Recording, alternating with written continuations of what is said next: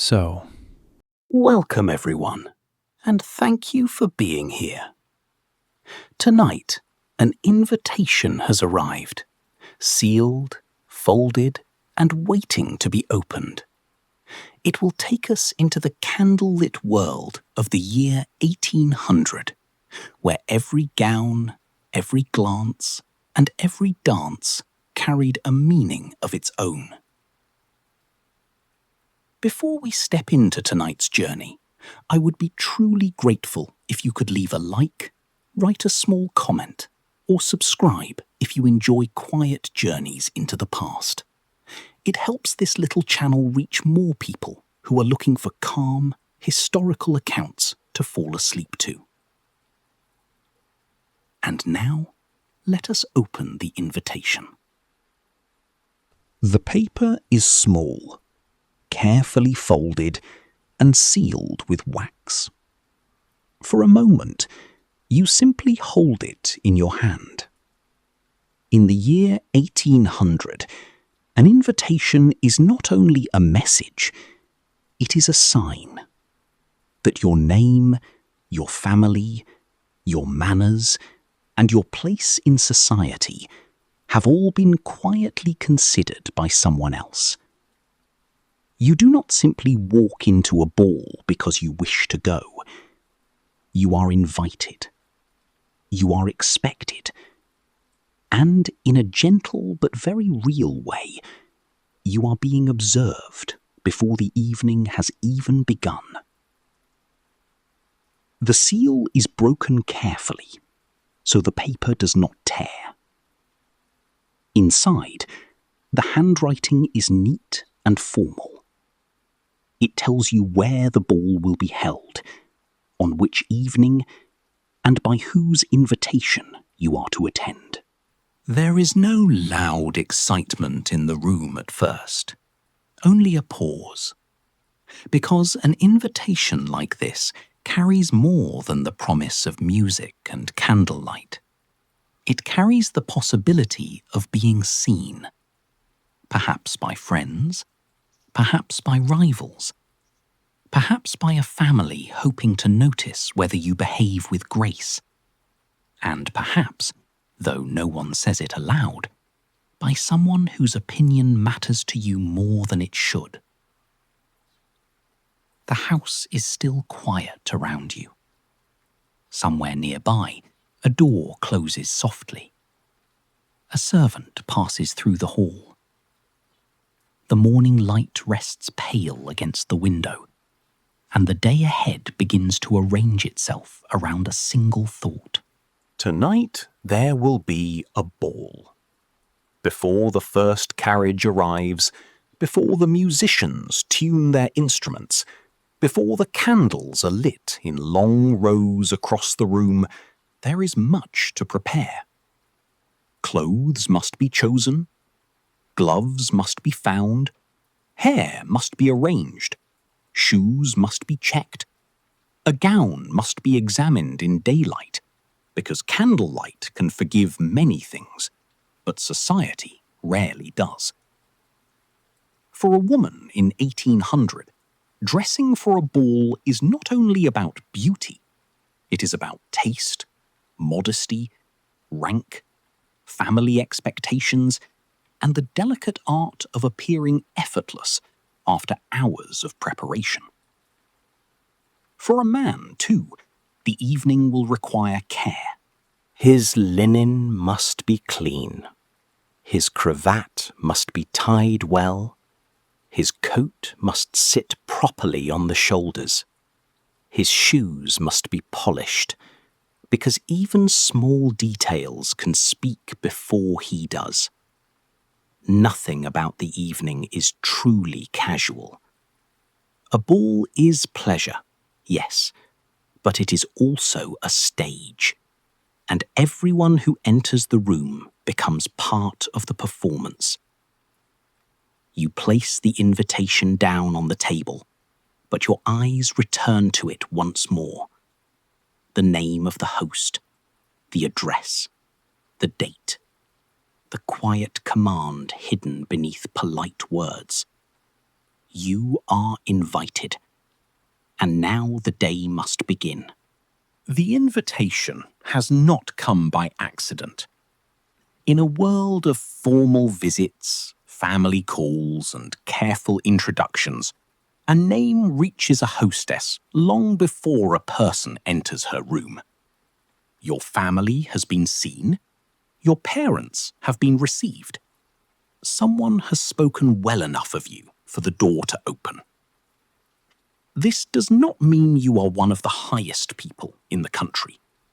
It does not mean that every person in the ballroom will know your title, admire your fortune, or turn as you arrive. It means something quieter and perhaps more useful. You belong to a family that can be welcomed without embarrassment. There is comfort in the house around you. A servant brings letters. Clean linen is kept folded. A carriage can be ordered when the hour comes. Your clothes are not thrown together in haste, and your gloves are not left to chance.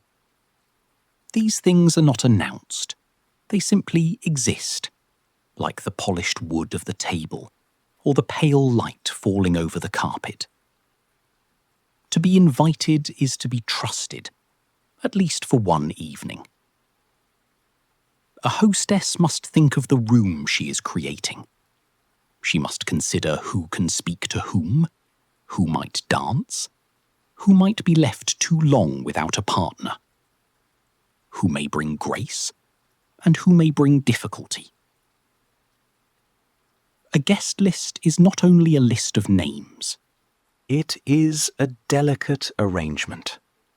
In the early 19th century, polite society often moved through calls and introductions. A card left at a door could begin a connection, continue one, or quietly signal that a household wished to be included in a certain circle. A family might be known because they had paid visits, dined with the right people, or been seen in the right rooms at the right time. For you, the invitation means that the host's family considers your household suitable. Perhaps not grand, perhaps not powerful, but suitable. That word matters. It carries a kind of social safety.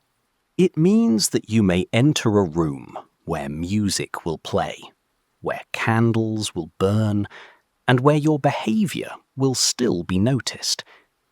The rules are not written on the invitation. They do not need to be. You are expected to know them, or at least to learn them quickly. You must arrive properly dressed. You must greet the hostess. You must not make yourself too loud, too shy, too eager, or too cold. You must remember that people are kind, but not always forgiving. Still, beneath the careful manners, there is something exciting. Your name has been written down. Your presence has been planned for. Somewhere, in another house, a place has been made for you in the evening. And that is enough to make the morning feel different. While your own house is quiet, the host's house has already begun to change. A ball does not appear suddenly at night, like a scene in a dream. It is built slowly through the day, by hands that may never dance and may never be thanked by name. In the rooms where guests will later laugh and speak softly, furniture is moved. Chairs are carried aside. Tables are shifted. A space is opened for dancing, and that empty space has to be imagined before it is filled. A room that is pleasant for sitting may not be wide enough for long lines of dancers. A carpet may need to be taken up, or a floor checked, swept, and made safe beneath quick feet. Candles are counted. They are not small details. Before bright gaslight became common in fashionable interiors, candlelight shaped the look of an evening. It softened faces, warmed gilded frames, flickered in mirrors, and made jewels or glass seem alive.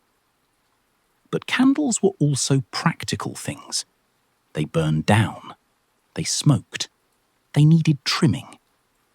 A room full of people and wax flames could grow warm, close, and heavy as the hours passed. The servants know this better than anyone. They move through the house before the guests arrive, carrying trays, folding cloth, preparing rooms that must look effortless by evening. There may be a place for cloaks and shawls. There may be a room where older guests can sit. There may be cards for those who prefer not to dance. Supper must be planned, and not only for beauty. People will grow hungry after hours of movement, conversation, and restraint. The hostess carries a different kind of work. She may not lift chairs or polish silver, but the evening rests on her judgment. She must decide who is invited, how the rooms will be used, whether the music is good enough, and how to prevent awkwardness before it blooms. She must notice the young woman with no partner, the gentleman who is too proud to ask, the guest who has arrived knowing almost no one. If she dances, she may help begin the evening. If she does not, she must still guide it with smiles, introductions, and small acts of attention. A successful ball is not only one where the music is lively, it is one where nobody important feels neglected, where the wrong people do not quarrel, and where young guests leave with something pleasant to remember. By afternoon, the house may appear calm from outside. The windows are still. The door looks ordinary. But inside, every room is being taught how to become part of the evening.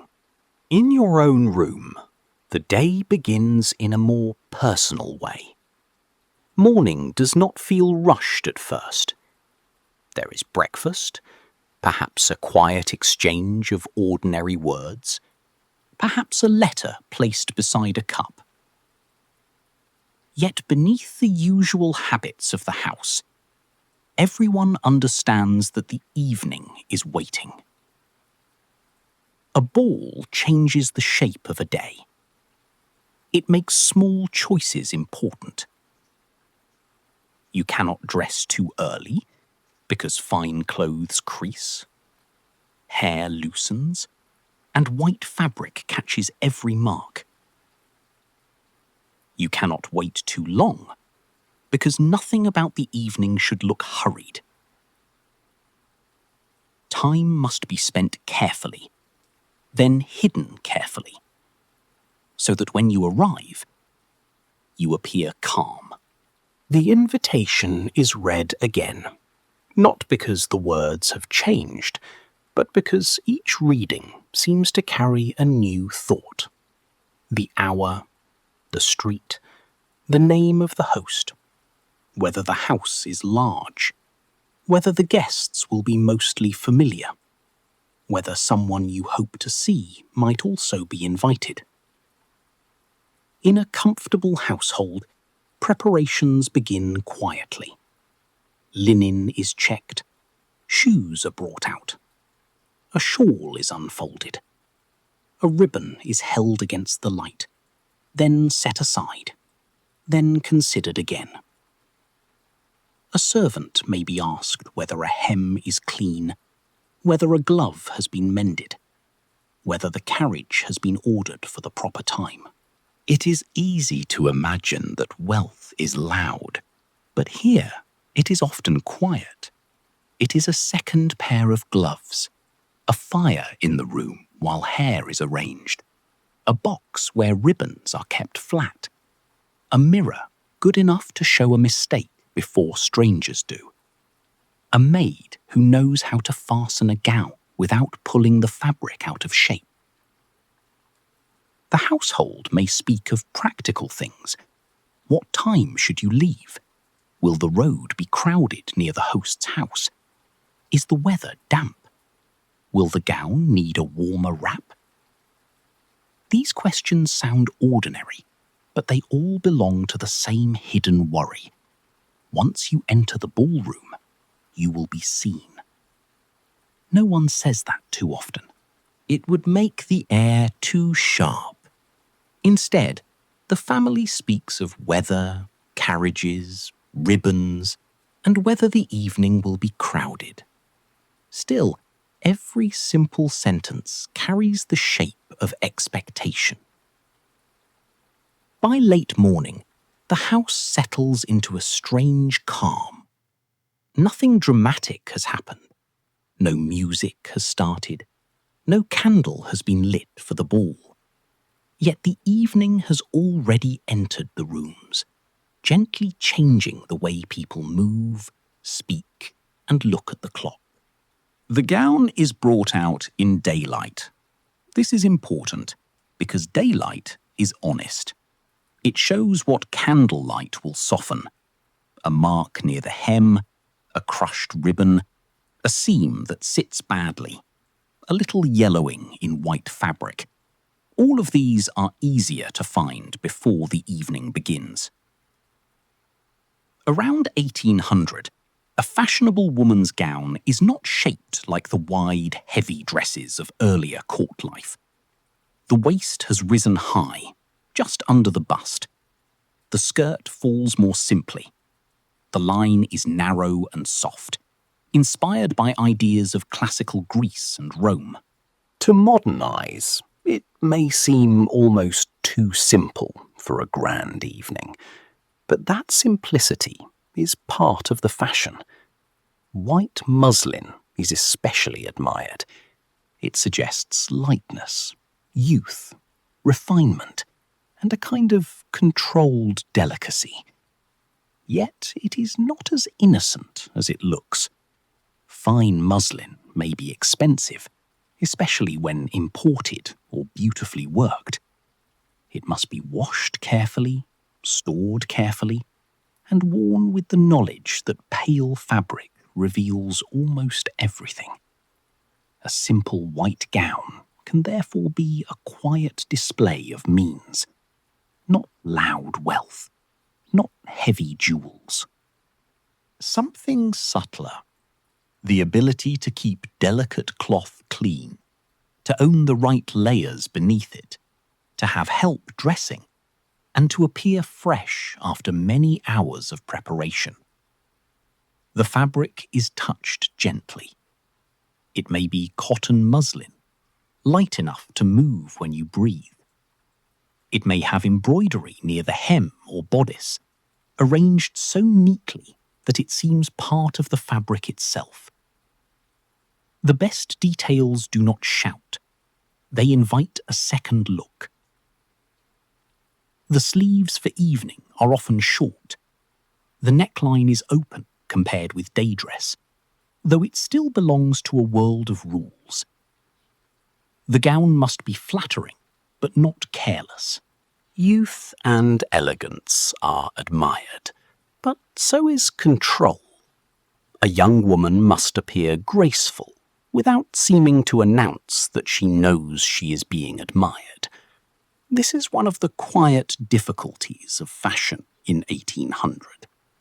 The gown looks soft. The judgment around it is not soft at all. Too plain, and people may think the family lacks taste. Too elaborate, and they may think you are trying too hard. Too revealing, and whispers may begin before the first dance. Too old-fashioned, and you may feel the room has moved ahead without you. So the dress is examined again. The hem, the bodice, the sleeves, the way it falls when lifted from the chair. It is only cloth, and yet, by evening, it will speak before you do. Before the gown can be worn, there are the layers beneath it. These are not the parts of dress that strangers will admire across a room, but they matter just as much. A fashionable silhouette rarely happens by accident. It is made, quietly, with linen, ties, pins, and patience. Closest to the skin is the chemise. It protects the gown from the body, and the body from the gown. In a time before modern washing habits and modern deodorants, clean linen is more than comfort. It is respectability. A fine dress may be seen by everyone, but the freshness of linen is one of the first things that allows a person to feel composed. The stays around 1800 are not quite the same as the stiff, conical stays of much of the 18th century. Fashion has changed, and the body is shaped differently. The waist is high, the bust is lifted.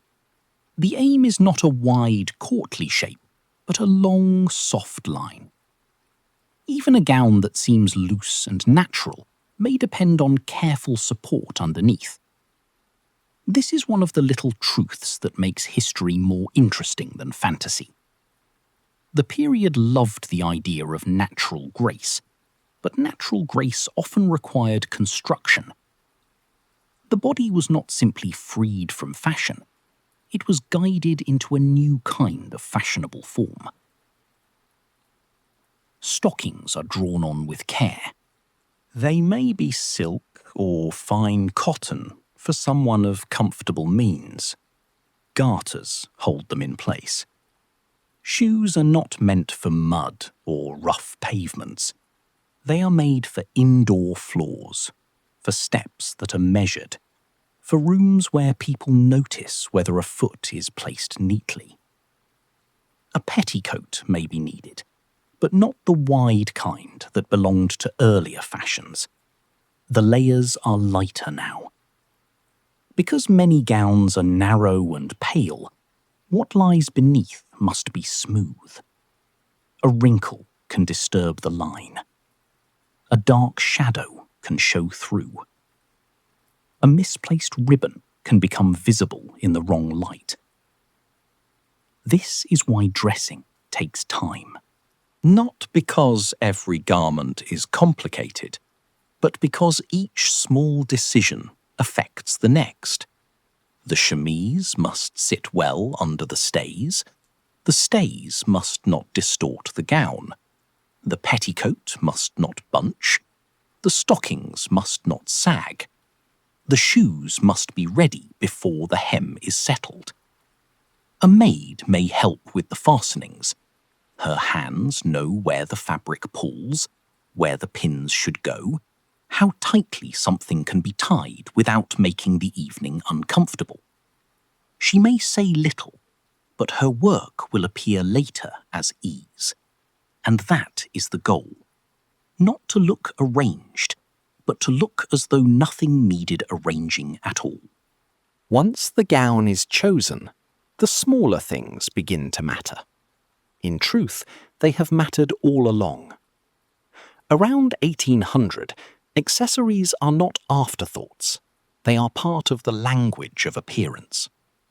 The shawl is one of the most important. A light muslin gown may look graceful, but it offers little warmth. Rooms can be drafty before they fill with bodies and candle heat. Corridors may be cold. The carriage may be colder still. A shawl answers a practical need, but it can also announce taste. An Indian cashmere shawl is a luxury. It is soft, warm, and expensive enough to be noticed by those who understand such things. Its pattern and drape can add colour to a pale gown without making the whole appearance seem loud. Even an imitation shawl, woven closer to home, belongs to the same dream of softness, travel, and refinement. Then there are the gloves. Clean gloves are essential. They protect the hands, but they also prepare them for public life. At a ball, hands are constantly involved. A hand greets. A hand holds a fan. A hand is offered in the dance. A hand may rest briefly in another hand while the room looks on. For that reason, gloves are not merely pretty. They are social armour. They allow touch to be polite. They make closeness acceptable because they cover the skin. In a world where one cannot simply reach for another person without meaning, the gloved hand is both barrier and bridge. A small reticule may be chosen as well. This little drawstring bag has become useful because the new narrow skirts do not easily hide the tie-on pockets women had worn under fuller dresses. A reticule may hold a handkerchief, perhaps a small case, perhaps a folded note, perhaps very little. Its usefulness is modest, but its presence says that fashion has changed the practical habits of the body. There may be a fan. Not every gesture with a fan is a secret language, despite later romantic stories. But a fan is still useful. It cools the face in a warm room. It gives the hands something to do. It can hide a brief smile, or a moment of discomfort, or a glance that should not last too long. Jewellery must be chosen carefully. Too much can overwhelm the soft line of the dress. Pearls, cameos, small ornaments, ribbons and combs may do more than heavy display.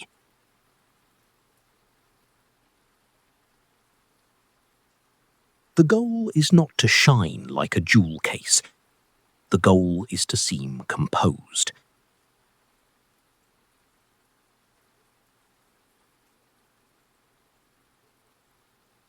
Each accessory asks the same quiet question.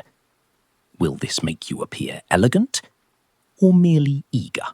Hair is another kind of preparation, and it may take longer than the gown. Around 1800, many fashionable styles look toward classical antiquity. Curls frame the face. Hair may be parted, arranged in soft loops, twisted up, or decorated with ribbons, combs, or a bandeau. Some daring styles are shorter, but most young women still depend on careful arrangement. This is not the towering hair of the earlier 18th century. The shape is closer to the head, more controlled, more deliberately soft. Yet softness can be difficult to create. A curl must look natural after being made. A ribbon must look casual after being placed with care. A few loose pieces may be charming, but too much looseness suggests neglect. The face is prepared for candlelight, not daylight. This matters. A room lit by candles changes everything. It warms the skin. It hides some flaws and exaggerates others. It makes pale fabrics glow and shadows deepen. It can make a face look softer, but it can also make heat and tiredness visible as the night goes on. Strong scent would not be unusual in a world where rooms, clothing, streets, horses, wax, smoke, and bodies all have their own smells. But a polite person must not overwhelm the air around them. A light scent may cling to a handkerchief, gloves, or hair. Too much would be remembered. Cleanliness is one of the least glamorous and most important signs of refinement. The whiteness of linen, the freshness of gloves, the neatness of hair, and the care taken with nails and shoes all speak softly. They say that a person has time, help, water, cloth, and habits of order. Not everything can be controlled. A curl may loosen, a ribbon may shift, the room may grow hot, a nervous hand may touch a glove too often. But the aim is to begin well enough that small changes do not become small disasters. The mirror is consulted again. Perhaps the candle on the dressing table is lit for a moment, even in the day, to imagine how the face and gown might look later. Daylight judges, candlelight forgives, but it also creates illusions, and society is very fond of judging those illusions. There is a moment when the preparation becomes almost too much to think about. So many rules hidden in fabric, so much meaning in a glove, so many opinions waiting in a room you have not yet entered. And then the mind turns, almost against your will, to the question beneath all the others. Who will see you tonight? In another room, or perhaps in another house, a gentleman prepares with a different kind of care. His clothing may seem simpler than a woman's gown, but that does not make it less demanding. Around 1800, masculine elegance is moving away from bright ornament and toward fit, cleanliness, and control. The linen shirt comes first. It must be clean. The whiteness of linen is important because it frames the face and rises at the neck beneath the cravat. A gentleman who looks careless in his linen looks careless before he has spoken. Then comes the cravat. This is not a casual strip of cloth. It may be folded, wrapped, and tied with great attention. A good cravat suggests discipline. A poor one can spoil the whole appearance. It should look controlled, but not tortured. Neat, but not ridiculous. This is harder than it sounds. The waistcoat is chosen next. It may be light, well cut, and visible beneath the coat. The coat itself must sit properly across the shoulders. Fine tailoring matters.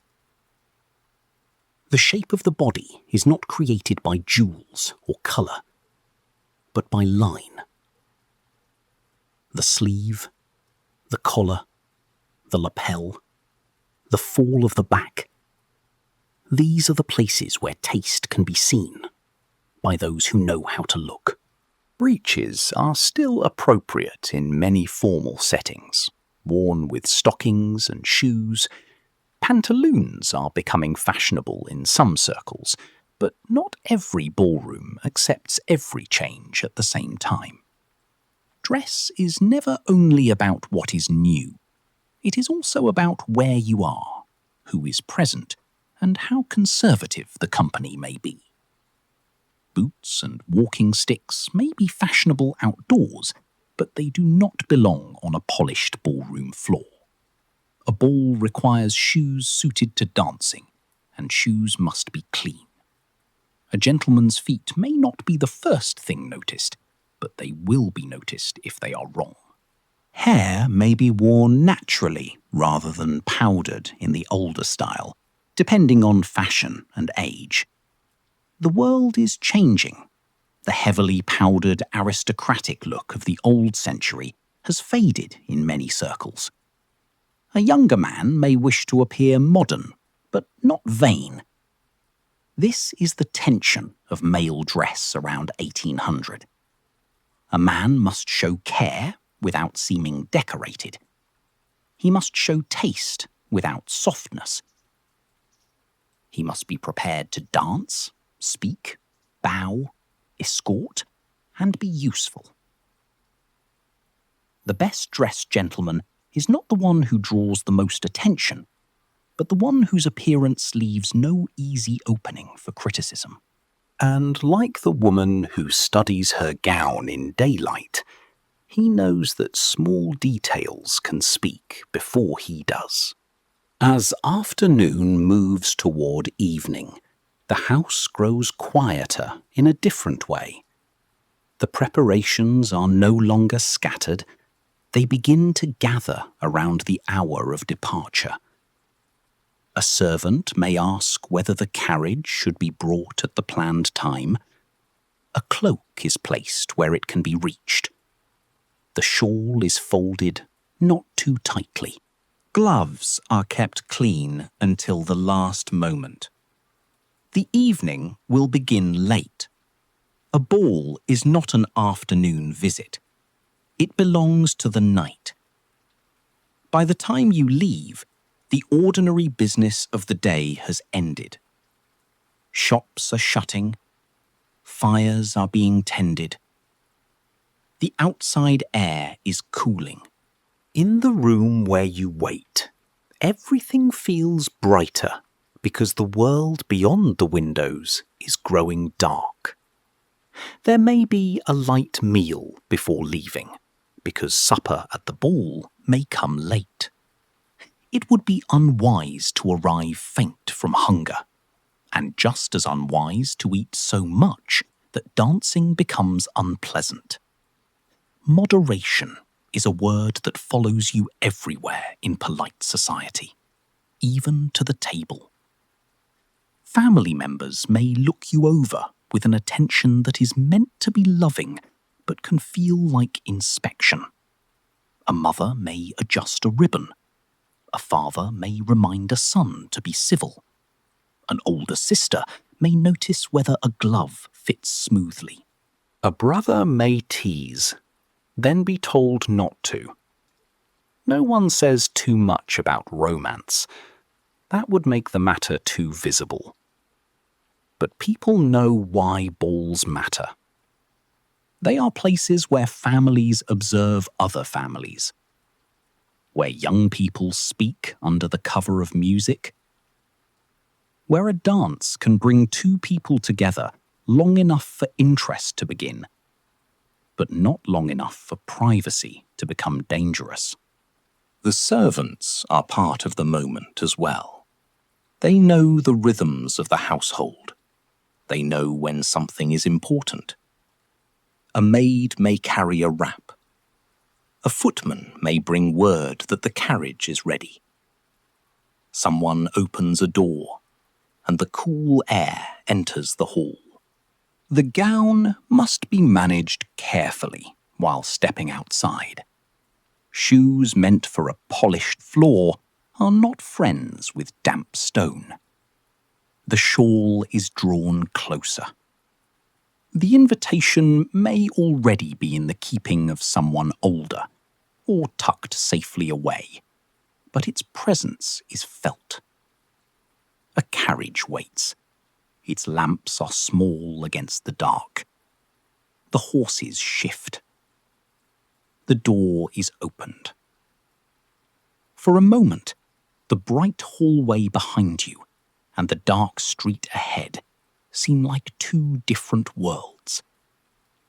Then you step toward the evening. The carriage begins to move, and the house is left behind. Wheels turn over the road with a rhythm that is almost soothing. Inside, the air is close, warmed by clothing and breath. Outside, the night belongs to hooves, lamps, stone, and the occasional voice passing in the dark. A journey by carriage is not always smooth. Even in a comfortable vehicle, the body feels the road. A turn presses one shoulder toward the side. A rut lifts the breath for a moment. The gown must be kept from crushing too badly, and the shawl must not slide. If there are others with you, Everyone is careful not to disturb everyone else. The conversation may be light. Someone mentions the weather. Someone wonders whether the rooms will be crowded. Someone asks whether the musicians are the same ones who played last season. These remarks sound small, but they protect the silence from becoming too nervous. Through the window, the world appears in pieces.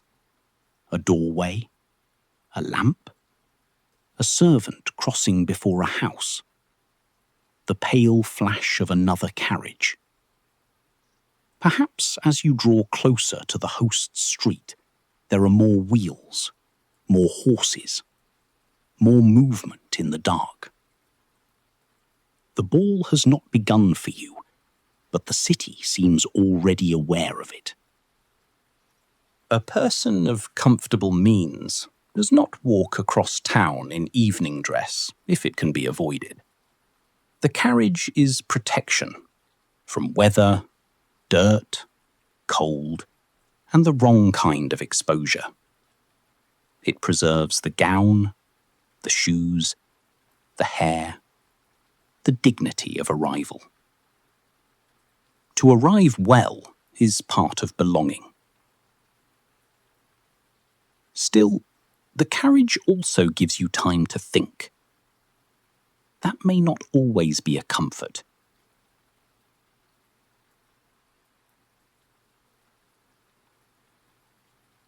You imagine the room before seeing it.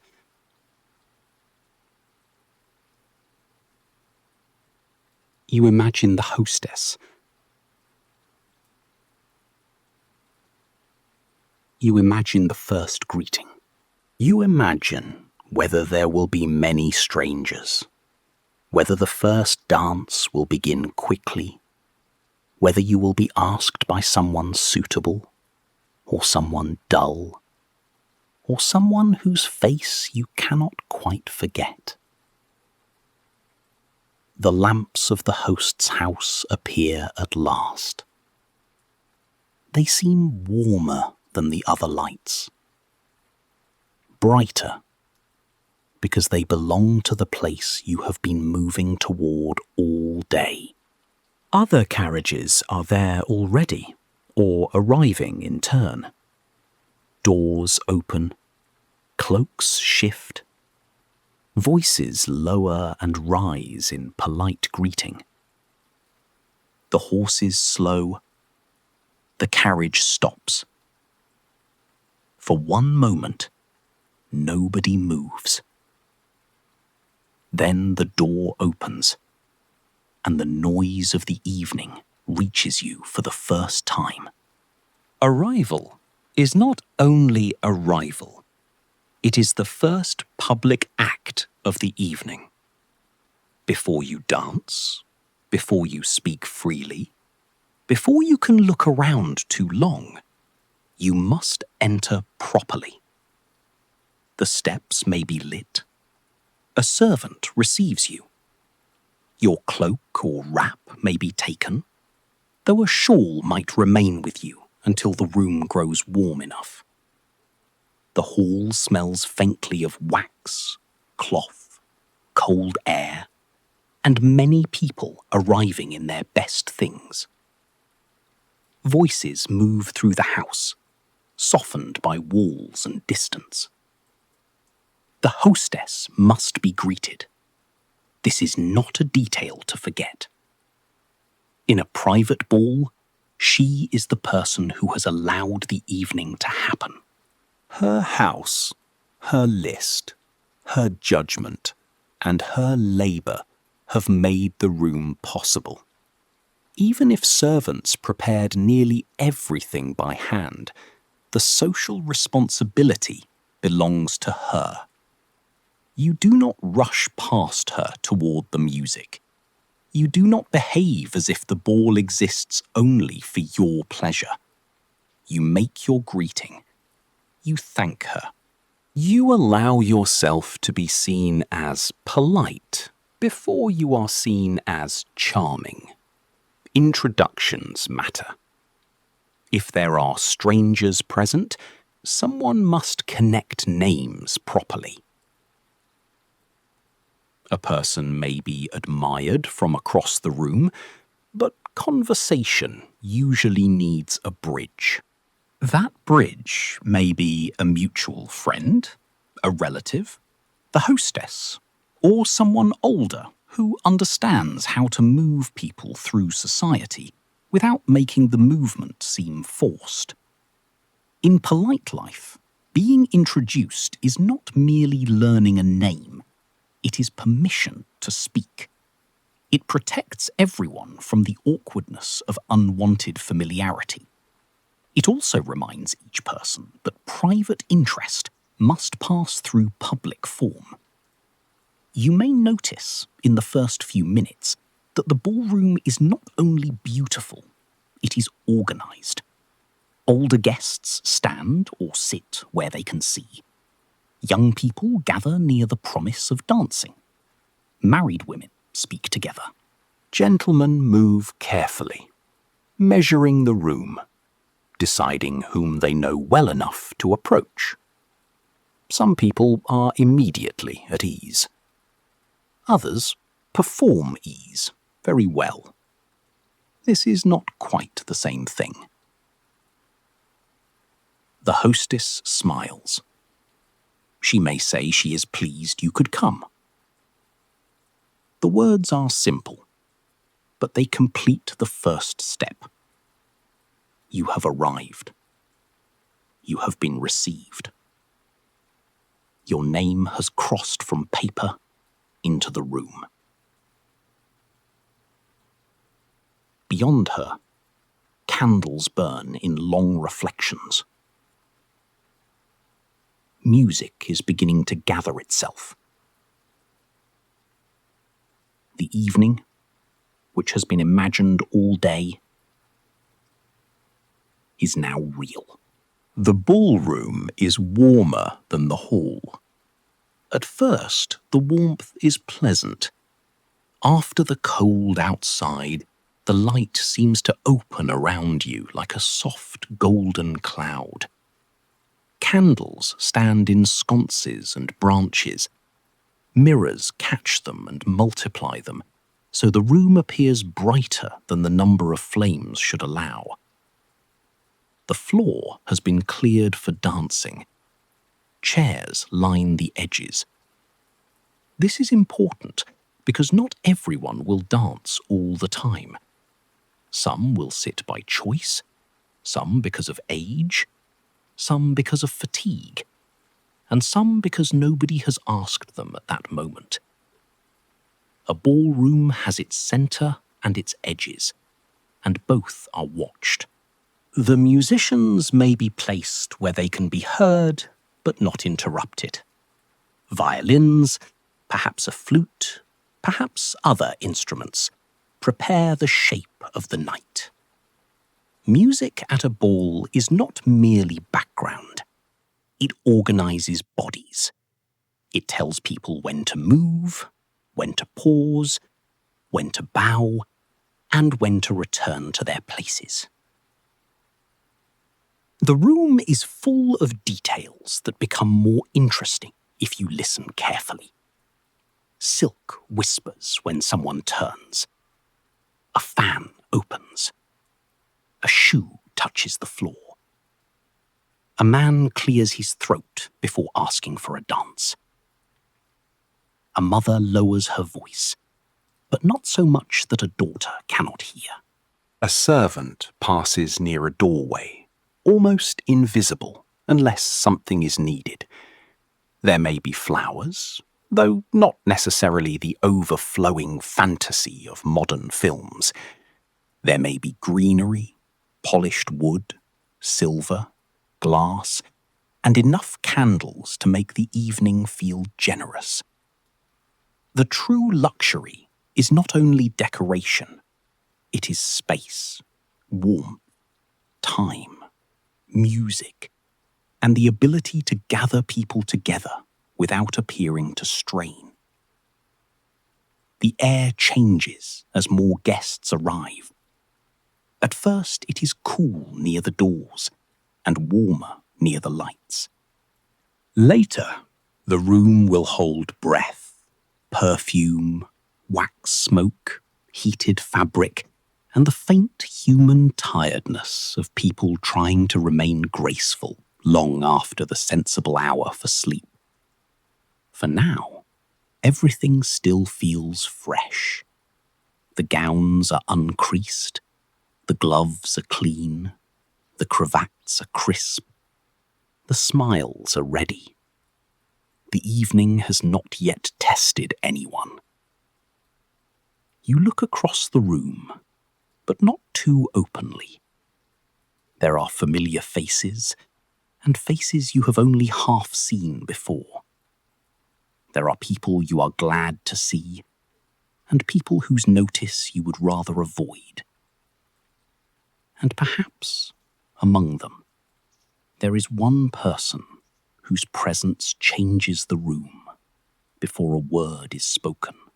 Before the first dance, the room has its own quiet restlessness. People are present, but not yet arranged. Gentlemen look toward the ladies they know. Ladies speak softly with sisters, mothers, friends, or chaperones. Older guests observe without seeming to observe too much. Dancing is public. That is what makes it useful, and what makes it dangerous. A conversation can be hidden in a corner, at least for a moment. A letter can be folded. A glance can be denied. But a dance happens in front of everyone. At some balls, especially public assemblies, numbers and formal order might decide places in the set. A master of ceremonies could help organize partners, settle questions, and prevent awkward confusion. In private houses, the arrangement may feel softer, but order still matters. People know who should lead, who has rank, who is a stranger, and who must not be left out too obviously. A gentleman who attends a ball is expected, at least in many circumstances, to be useful as a dancing partner. To stand idle while ladies sit without partners can look selfish, especially if he has already shown that he is willing to dance with others. A ball depends on the willingness of people to take part in its social machinery. This does not mean every dance is romantic. Most are not. A dance can be duty, courtesy, friendship, family obligation, or simple politeness. A young woman may dance with a man she does not admire because refusing without good reason would create awkwardness. A young man may ask someone because the hostess wishes it, because a sister hints at it, or because leaving her seated would be unkind. Yet romance can hide inside these ordinary duties. That is part of the fascination. The same gesture can mean nothing, or almost everything. A bow, an offered hand, a place taken across from someone in the line. A few words exchanged while changing places. None of these are private, but all of them can feel personal. There are no modern dance cards in the simple movie sense that should be assumed for every early 19th century ball. Customs vary by place and time. What matters most is that partners are arranged, remembered, negotiated, and noticed. The music prepares. The first couples take their places. The room shifts from conversation to attention. And suddenly, the empty space in the middle of the room is no longer empty. It is a test. The first dance begins with order. Bodies arrange themselves into lines or sets. The movement is not a private embrace. It is patterned. People advance, retire, turn, cross, and return. The beauty lies not in wild feeling, but in timing, memory, and control. For someone used to modern dancing, this may seem formal, but formality does not make it lifeless. It creates a different kind of tension. You may approach someone, then move away. You may pass near enough to speak, then be carried by the figure to another place. You may face a person from a distance and know that the whole set is moving with you. The steps must be known well enough not to embarrass yourself. A mistake is not the end of the world, but it is visible. If you lose your place, others must adjust. If you laugh too loudly, someone may remember. If you appear nervous, someone kind may help. Someone unkind may notice. A skilled dancer has value in society. Dancing shows posture, memory, grace, musical sense, and self-command. It also shows whether a person can cooperate. In a country dance, no one shines alone for long. The figure depends on others. You must move with the set, not against it. This is why dancing is such a good way to observe character. A gentleman who pulls too roughly, forgets others, or behaves with impatience reveals something. A lady who is graceful but proud reveals something too. The room may not say these things aloud, but it reads them. You feel the floor under thin shoes. You feel the warmth of the room rising. You hear the music counting time for you. A gloved hand touches yours, briefly, politely, and then is gone. The touch is nothing by modern standards, but here, within rules, it carries weight because it is allowed. Perhaps the first dance is not with the person you hoped for. Perhaps that is a relief. It gives you time to settle into the room. You can watch without appearing to watch. You can learn who is present, who dances well, who speaks too freely, who seems tired already, who is being carefully protected by family. When the dance ends, there is no great drama. People return to conversation. The room exhales. But something has changed. The evening is now in motion. Courtship at a ball is rarely as simple as a man and woman falling instantly into privacy. That is what makes it interesting. The room is crowded, the music is public, and families are near. Interest must move through small, acceptable forms. A glance can begin it, but a glance must not linger too long. A compliment may be offered, but it should not sound too warm. A dance may be requested, but not so often that others begin to count. A conversation may happen, but it must have ordinary words on the surface, even if the mind beneath them is far from ordinary.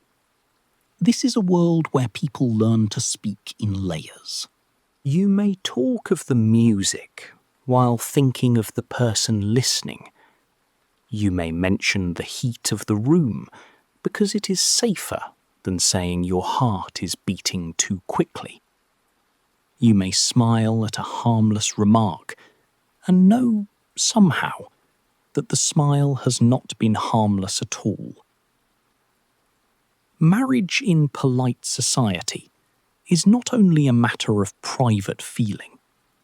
Family, money, property, reputation, and connections all stand nearby, whether invited into the conversation or not. A suitable match can strengthen a family. an unsuitable one can trouble it. Love may exist, deeply and sincerely, but it often has to find its path through practical gates. That does not make the feeling false. It may make it more careful. A young person who cannot speak freely may remember one sentence for weeks. A dance that lasts only a little while may become important because there are so few chances to stand near one another without causing alarm. A family may watch without appearing to watch. A mother might see who asked. A father might notice who returned a daughter to her place. An aunt might remember whether a gentleman spoke respectfully. A sister might understand more from one look than others understand from an entire conversation. The crowded room creates protection and pressure at the same time. You are never truly alone, but you are also allowed small moments of nearness that would be difficult elsewhere. The pattern of the dance brings people together, separates them, brings them back, and hides feeling inside movement. Perhaps this is why a ballroom can feel so alive. It is not only the candles, or the music, or the gowns. It is the knowledge that everyone is behaving politely, while so many private hopes move silently underneath. If you are secretly in love, a ball is both a gift and a danger. It gives you a reason to be in the same room. It gives you music, movement, and the chance of a few words. It also gives the whole room the chance to see too much. The first rule is not to look too often. This is difficult because the eyes move before the mind can stop them. Still, you must be careful. One glance may be natural. Two may be noticed. Too many, and your secret begins to belong to other people. The second rule is not to dance too many times with the same person. Customs vary, and the exact limits are not always as simple as later stories make them, but repeated attention is always visible. A person may pretend not to count, but society has a long memory for patterns that entertain it. The third rule is to speak as though nothing important is being said. You may ask whether the room is warm. You may mention the music. You may ask whether they have attended this house before. The words are small. The tone is not. In a world of restraint, the ordinary sentence can carry more than it seems to carry. If a gentleman admires you, he must show it carefully. Too little interest, and you may think him indifferent. Too much, and he risks making you uncomfortable or giving others a reason to talk. If you admire him, you must be even more careful. A young woman's reputation can be handled unfairly, and people often judge her more sharply than they judge him. A fan may help. So may a conversation with a friend, a pause beside a sister, or the simple act of looking away. Not every feeling needs to be displayed the moment it appears. Sometimes restraint is the only way feeling survives. There is also the question of family. Would they approve? Is his fortune suitable? Is yours? Is the connection welcome? Does he have debts?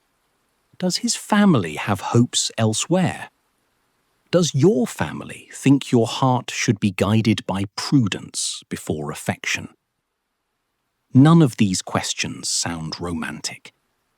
All of them are real. And yet, for one brief dance, the questions may fall silent. The music begins. The figure turns. A gloved hand meets yours. For a moment, love does not need to be declared. It only needs not to be discovered. A ball may look graceful from a distance, but it depends on rules. Some are formal, some are understood, some are practical. Together, they keep pleasure from becoming chaos. One rule is that the ballroom is not the street. Outdoor habits do not belong there. Boots, canes, loud movements, and careless behaviour can damage the floor, disturb the dancers, or show disrespect to the company. A polished room asks for polished conduct. Another rule is that the dance should not be interrupted. Once a set has begun, joining in the wrong place or leaving too soon can confuse the figure and offend those already dancing. A country dance is a pattern shared by many people. One careless couple can trouble the whole line. At some public assemblies, ladies might receive numbers indicating their order for calling dances or taking places. This sounds oddly strict now, but it helped prevent argument. Order is soothing when many people want the same social attention. There are rules about noise as well. Applause, hissing, finger snapping, or boisterous sounds could be criticised in ballroom manuals. This is a reminder that balls were not always as quiet and polished as paintings suggest. People became excited. Young dancers forgot themselves. Rules often exist because someone, somewhere, has already behaved badly enough to make them necessary. The master of ceremonies, especially in public assembly rooms, could be an important figure. He helped arrange partners, manage order, and smooth difficulties. If someone had no partner, he might be asked to help. His work was not glamorous, but it mattered.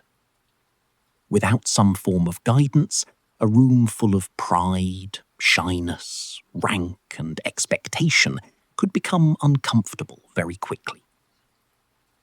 Even in a private ball, where things may feel more intimate, etiquette keeps the evening gentle.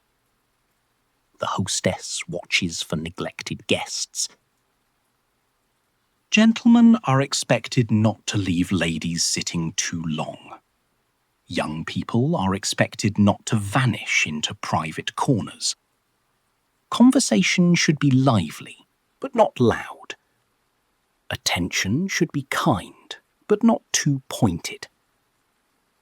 These rules may seem restrictive, but they also create the very space in which the evening can happen. Because everyone knows the forms, people can move closer than ordinary life might allow. They can dance, speak, smile, and separate without needing to explain every feeling. The rules are the frame. Inside them, all the delicate human things begin. As the hours pass, the ball becomes less perfect and more real. This is one of the most interesting parts of the evening, because paintings and films often preserve the first glow, but real rooms change. The candles burn lower. Some have to be replaced or trimmed. The air grows warmer. A room that seemed fresh at the beginning can become crowded and close. Muslin, silk, wool, linen, wax, perfume, and human breath all share the same space. People continue to smile, but the effort of the evening begins to show. Feet ache. This is rarely mentioned in romantic scenes. but it must have been true. Dancing is physical. Country dances can be energetic. Standing at the edge of a room can be tiring too, especially in shoes made more for elegance than comfort. A person may sit down not because they are bored, but because their body quietly asks for mercy. Supper, when it comes, is both welcome and complicated. Food at such gatherings can be generous, but eating in society has its own manners. You cannot behave as though you have been starving, even if you are hungry. You cannot forget that people are still watching. Even refreshment belongs to performance. There may be cold dishes, sweets, wine, lemonade, tea, or other offerings, depending on the household, the hour, and the expense. At a grander gathering, the display may say almost as much as the music. The host's hospitality is visible in what is provided, but also in how smoothly it appears. The supper break may allow new conversations. People who did not dance together may stand near each other. Older guests may speak more freely. Young people may compare partners, though gently and never too cruelly within hearing. A clever remark can travel. So can a careless one. There is also the card room. Not everyone comes only to dance. Some older or married guests may withdraw to cards, conversation, or quieter seats. This is part of the social world too. A ball is not only for romance. It is a gathering of families, generations, alliances, habits, and small ambitions. By this point, the evening has lost its first stillness. It has become warmer, louder, more human. And perhaps because of that, it feels even more memorable. Near midnight, or even later, the ball has entered its deeper hours. The beginning is far behind you.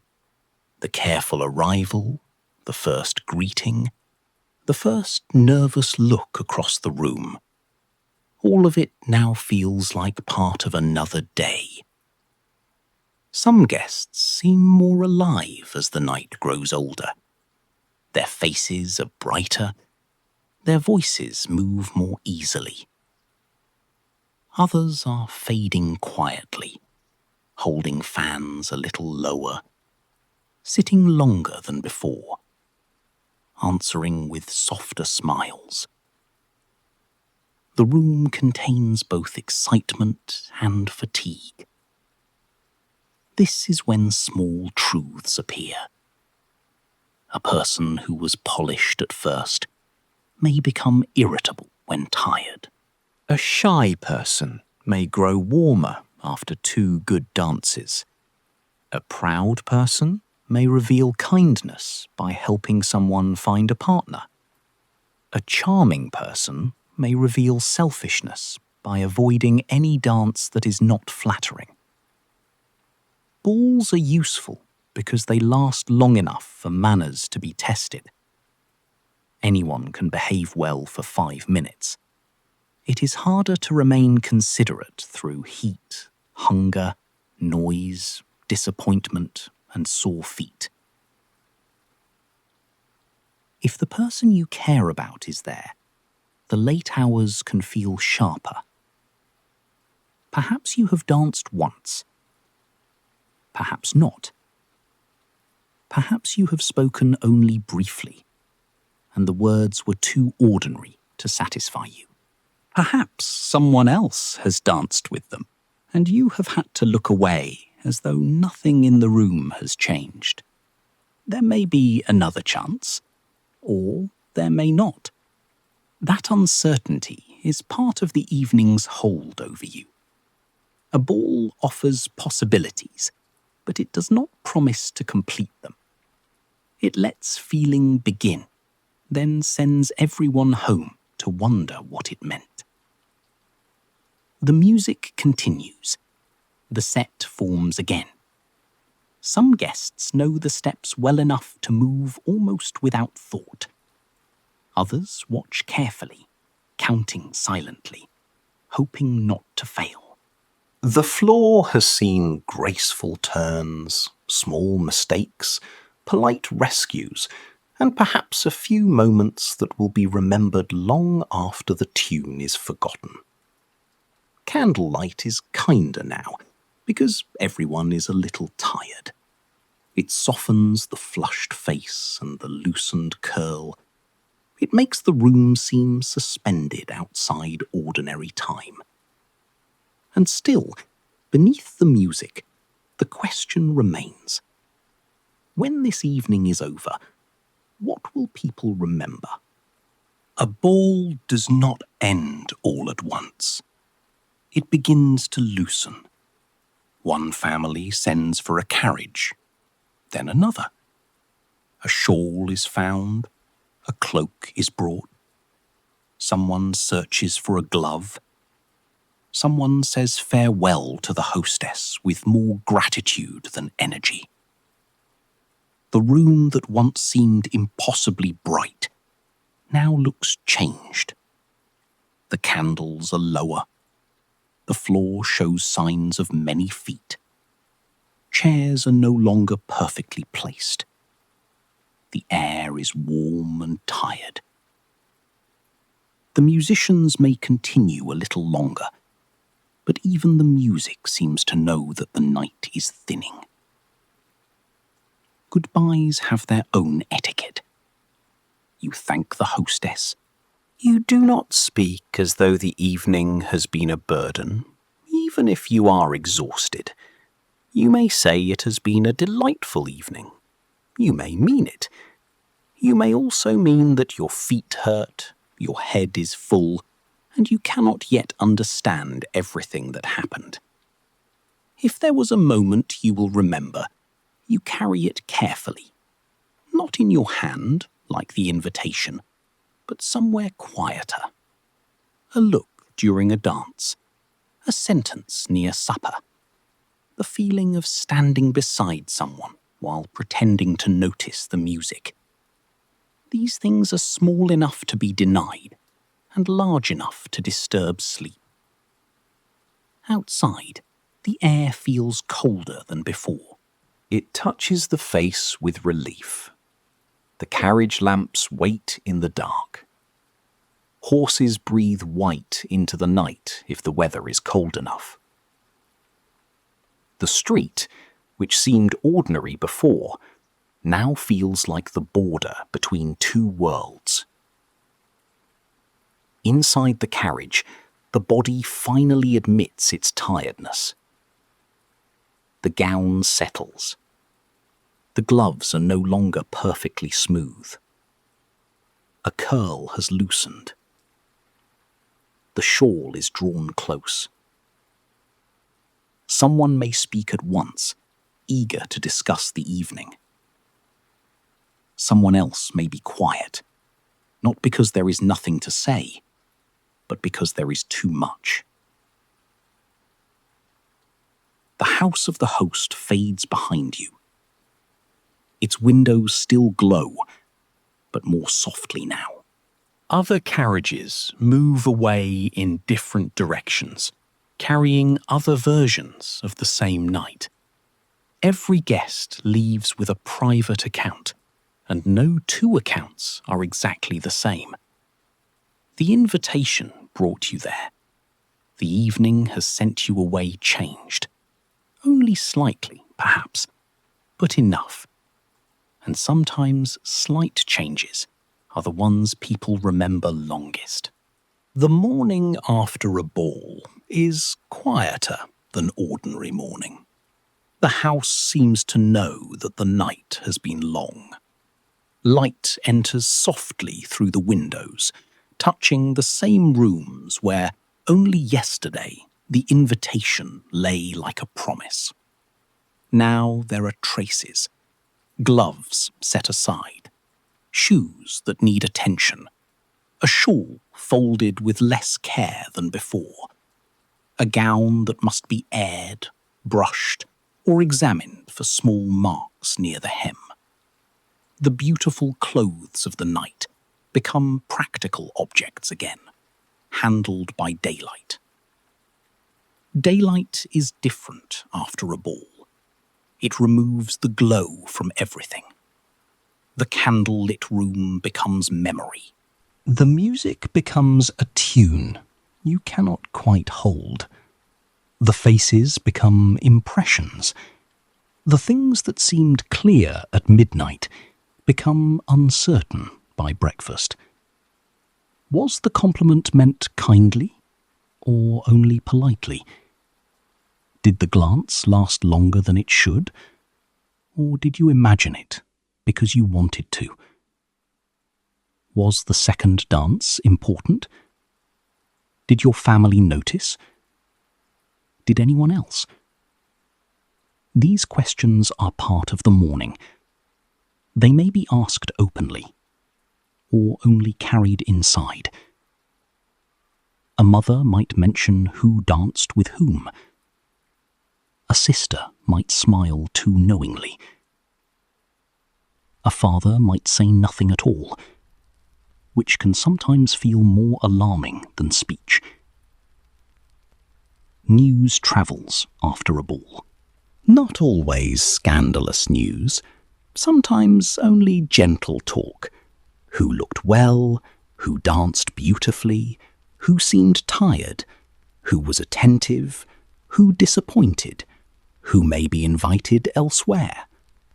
In polite society, reputation is often made from small observations, repeated softly. If someone showed interest, the next sign may not come quickly. There might be a call, a letter, another invitation, or nothing at all. Waiting is part of courtship. Silence can mean indifference, caution, family interference, or simply the slow pace of social life. The invitation may be kept for a while.